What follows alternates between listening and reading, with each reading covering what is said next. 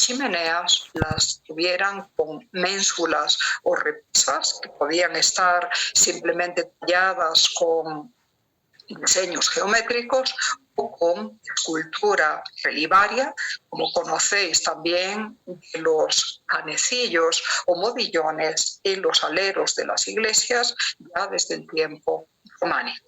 Y fijaros como también es gótico el diseño de este banco con el arco apuntado y trilobulado de la parte inferior y también de los laterales del respaldo. Toda la arquitectura que vemos aquí se inscribe en esa tradición gótica.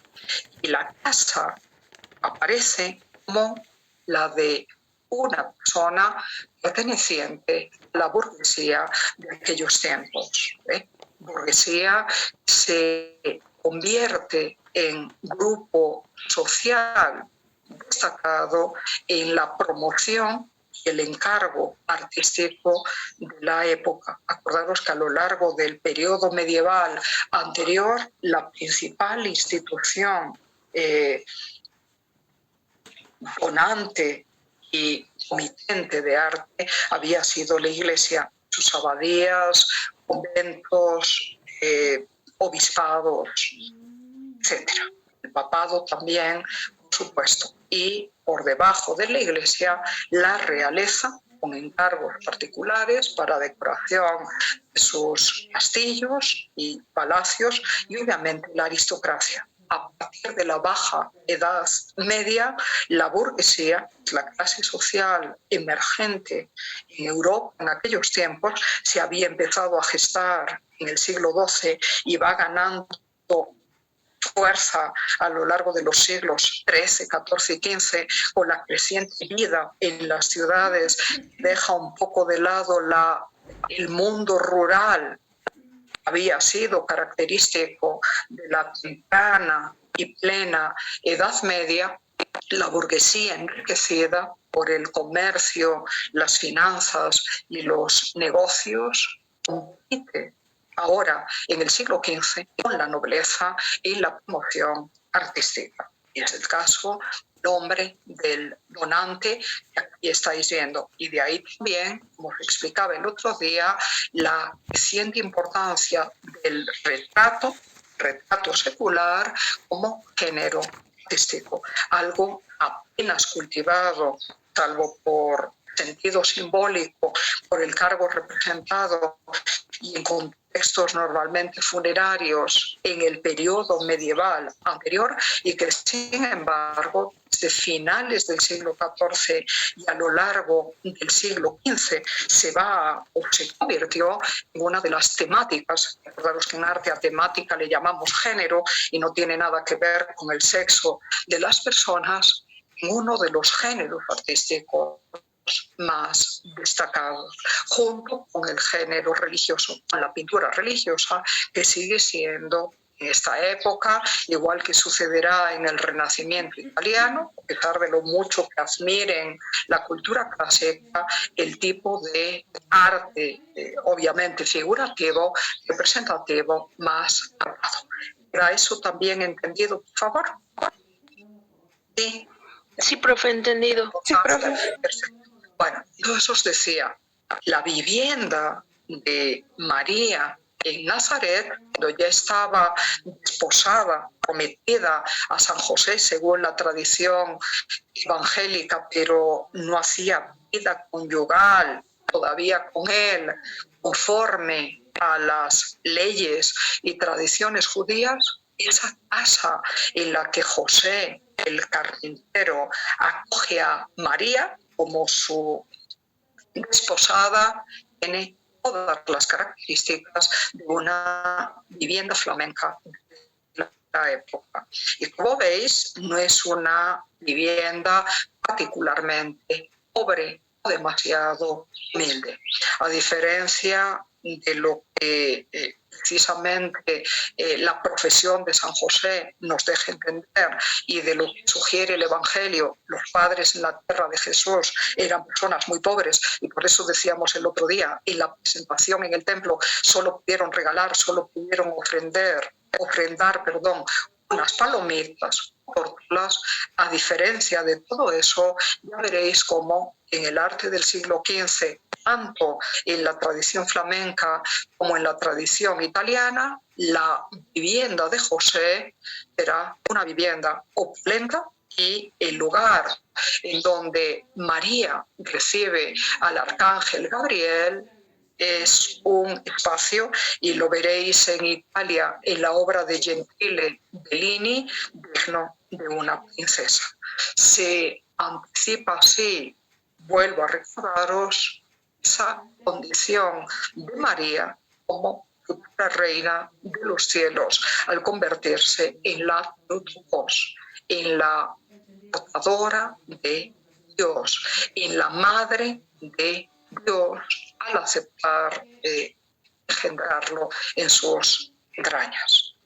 No es por capricho que los artistas hacen esto, es porque en la mentalidad cristiana de la época se consideraba que una persona tan trascendente para la historia de la salvación como es María tenía que ser tratada decorosamente y como se merece, planteándola prácticamente como una reina, como una princesa, y en consonancia con todo eso está la arquitectura que la rodea. Pero como también el artista busca obviamente halagar el gusto del propio comitente, en el mundo flamenco el aspecto de esa vivienda es cercano al que pudiera tener el propio propietario de la pintura. Es que recordadlo porque lo encontraréis muchas otras veces en escenas que tengan que ver con la Anunciación. Luego, cuando se represente el nacimiento de Jesús, o el Evangelio dice que lo hizo en el campo, en las afueras de Belén, porque no habían encontrado posada y todo eso, ahí sí el portal de Belén lucirá como algo destartalado, arruinado, viejo, y ya veréis como también hay una carga simbólica en todo eso. Ya os lo explicaré en su momento. Aquí tenéis un acomodado interior burgués y flamenco.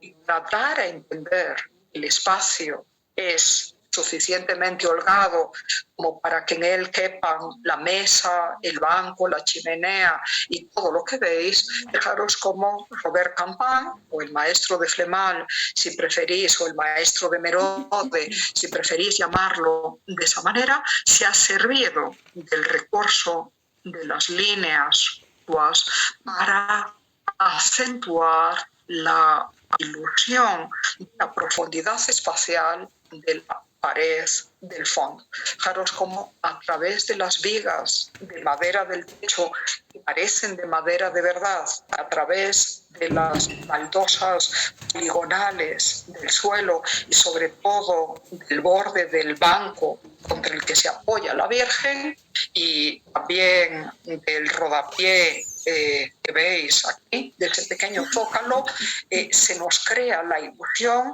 de que esto queda bastante más lejos que las dos figuras que tenemos en primer plano.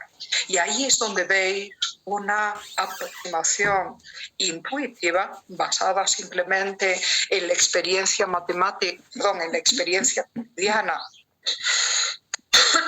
no en cálculos o en reflexiones matemáticas, como va a suceder contemporáneamente en Florencia a partir de los postulados de Brunelleschi ya aplicados en los frescos de Masaccio, y Masaccio, acordaros, un pintor estrictamente contemporáneo al maestro de Flemal y al inicio artístico también de Jan van Eyck, tenedlo por favor en cuenta para comparar luego sus estilos tan diferentes y sin embargo tan contemporáneos en términos cronológicos. Pues bien, a diferencia de esa perspectiva geométrica o matemática, es la gran invención de la pintura italiana del 480, perfeccionando ideas ya se conocían desde el mundo griego clásico, por cierto, desde el siglo V a.C., pues bien, a diferencia de todo eso, como veis, en la pintura flamenca la recesión espacial y la profundidad espacial se logra exagerando las diagonales. Podéis aquí. Y dando con todo esto la impresión, lo veréis en otras pinturas de suelos más despejados, de que el suelo estuviera como inclinado hacia adelante. Se fuerza la recesión espacial para intensificar en el ojo del espectador la sensación de distancia. Y junto con eso, a la sensación de tridimensionalidad de este espacio contribuye mucho el tratamiento de las luces y de las sombras. Fijaros que el artista imagina la pared delantera de esta salita que estuviera cristalada o no existiera, y por lo tanto obviamente la luz entra desde el frente, pero también entra desde estas ventanas ovales, laterales y desde la ventana de atrás, y en función de todo eso, y porque especialmente la luz entra por aquí y por aquí, en la chimenea, ya veis, hay un área más iluminada, sobre todo el exterior, un área de profundas sombras por la concavidad de la misma. Y fijaros qué maravilloso es también el tratamiento de las sombras en la ventana de aquí, y todo lo que de freno de esa luz provocan estas sombras. Gracias entonces al juego sutil de la luz y de la sombra y de las diagonales, el artista consigue hacernos ver en parte, y digo en parte porque hay cosas muy forzadas, como veis, este es un espacio suficientemente holgado y profundo, aunque fijaros, todavía en este tiempo, las relaciones de la construcción con el tamaño humano no son las naturales. Si el arcángel Gabriel se pusiera completamente de pie y lo mismo sucediera con María, sus cabezas sí rozarían este. ¿Os dais cuenta? Y mirad cómo la mesa en donde están todos estos objetos, con el propósito de que se puedan distinguir bien, también está forzadamente inclinada hacia adelante. Por eso sabemos que esta es una pintura temprana dentro de esta estética y estilo del gótico flamenco. De la fecha lo tenéis aquí, entre el 1425 y el 1428. En las pinturas de los años 40 o finales de los 30, Jean Van Eyck, o las de los años 50 o 60 o 70 de las siguientes generaciones de maestros flamencos, ya no vais a ver estas marcadas exageraciones que os pongo aquí. Pero fijaros, esta pintura es apenas unos 10 años posterior a la participación de los hermanos Limbourg en las muy ricas obras del duque de Berry. Y comparado con aquello, aunque ya visteis que ellos introducen detalles muy realistas en el tratamiento, por ejemplo, de la cara de su patrono, el duque de Berry, o las ropas ostentosas que usaban, o en la vida de los campesinos de aquellos tiempos, la relación de figura y espacio, y esa sensación de atmósfera que estáis viendo aquí en el interior no estaba tan lograda. Se va unos poquitos. Acordaros que en la historia del arte, salvo en las vanguardias contemporáneas, rara vez se producen cambios drásticos. Hay como un clima social, cultural, emocional, que va preparando esos paulatinos cambios. Hay artistas más audaces, más arriesgados que los otros, que se atreven a dar grandes o pequeños saltos, y por eso particularmente los recordamos por las novedades que introducen en la estética y en el estilo, y que van a ser continuadas durante una generación o más, a veces un siglo entero, por admiradores y van a dejar secuelas, van a dejar una huella muy profunda en la historia del arte posterior. Como os pasa, ya veo que hay admiradores de Caravaggio en esta clase, con Caravaggio o con Rafael o Tiziano o Leonardo da Vinci o con tantos otros.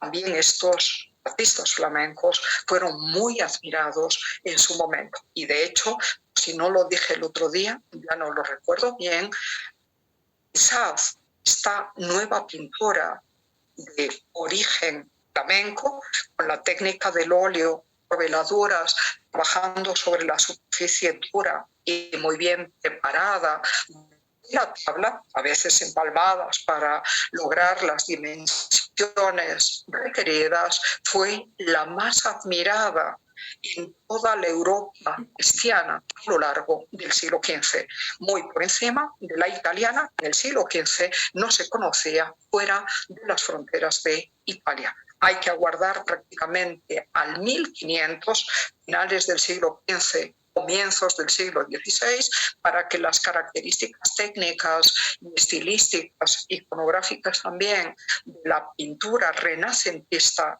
italiana sean copiadas en el resto de Europa. Hasta entonces, la pintura que se copia, la pintura que se compra por parte de clientes, conocedores, admiradores de estas técnicas, encargos particulares por medio de la diplomacia o en las grandes ferias europeas, es la pintura flamenca. Y por eso, cuando os hice la introducción al programa, os dije que tenemos que hablar de una pintura germano-flamenca o suizo-flamenca o franco-flamenca o hispano-flamenca o luso-flamenca para aludir en forma comprensiva al desarrollo de la pintura de estilo flamenco por otros países europeos y por artistas no flamencos. ¿Está eso también entendido? Sí, doctor. Entonces, consideradlo, por favor. Y entonces, como os decía, la casita no es del todo proporcionada, pero sí comparado con todo lo anterior, y acordaros, en la historia del arte las comparaciones se tienen que hacer con lo contemporáneo o con lo anterior. No sirve de nada comparar esto, lo que aprendéis a pintar ahora en la carrera o con lo que se va a hacer en el siglo XVII. Obviamente esta gente no tenía la obligación de saber cuál iba a ser la evolución de la pintura en el siglo XVII. Siempre a la hora de comparar para ver si hay cambios sustanciales, si hay mejoras técnicas, si hay novedades iconográficas o espaciales, etcétera, se hace lo que se conocía previamente. Y es eso lo que nos permite entender el rango, la amplitud o la importancia de las novedades. Y desde ese punto de vista espero haberos probado que las novedades en el transcurso de apenas 25 años, más o menos la vida que podéis tener muchos de vosotros, desde el gótico internacional hasta este tiempo, e influido en parte por la conquista del realismo que en escultura ya había planteado el maestro Klaus Schluter, de origen también flamenco, lo activo, ya lo sabéis, en la corte de Borgoña, en Dijon, fue muy fuerte.